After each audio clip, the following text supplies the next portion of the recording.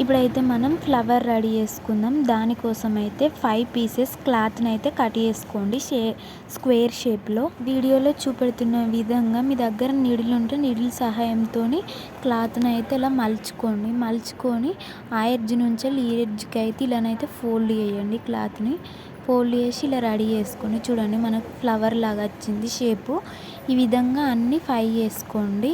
5 చేసుకొని థ్రెడ్ కట్టుకోండి. ఇలా థ్రెడ్తో ముడేసుకొని ఎక్స్ట్రా క్లాత్ని మొత్తం కట్ చేసుకోండి. వీడియోలో చూపెడుతున్న విధంగా 6 పీసెస్ అన్నీ చేసుకోరి. 6 పీసెస్ అన్న 5 పీసెస్ అన్న మీ ఇష్టం.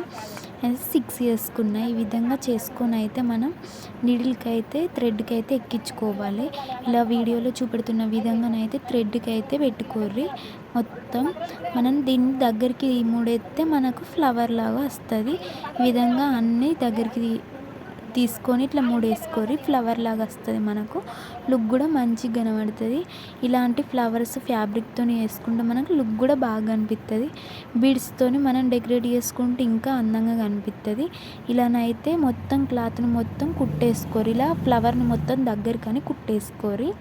ఇలా నా దగ్గర బీడ్స్ ఉన్నాయి. ఆ బీడ్స్తోనైతే నేనైతే ఇలా ఫ్లవర్ మిడిల్లో పెడుతున్నా. బీడ్స్తోని డెకరేట్ చేస్తున్నా. ఇలా ఫ్లవర్ మిడిల్లోనైతే బీడ్స్తోని డెకరేట్ చేసుకోరు. మీ దగ్గర ఉంటే వేసుకోండి, లేదంటే క్లాత్ పట్టైనా డెకరేట్ చేసుకోరు. అది కూడా నేను వీడియో చేసిన మన ఛానల్లో ఉంది, వెళ్ళి చూడండి. కొత్త వాళ్ళు ఎవరైనా ఉంటే ఒక లైక్ చేయండి, షేర్ చేయండి, సబ్స్క్రైబ్ చేసుకోండి.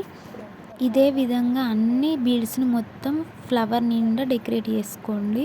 లుక్ కూడా మంచిగా కనబడుతుంది. మనకు స్లోగానైతే ఎక్కించుకోండి. మీ దగ్గర ఉంటే చేసుకోండి, లేదంటే స్కిప్ చేసేయండి, పర్లేదు. మనకు అర్థమవుతుంది అనుకుంటున్నా. అర్థం కాకపోతే కామెంట్ సెక్షన్లో కామెంట్ చేయండి.